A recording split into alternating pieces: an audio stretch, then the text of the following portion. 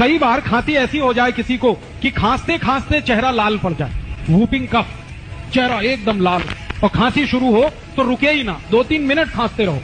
ऐसी खांसी में अदरक ले लो आधी और उसको भून लो, आग में भूनो।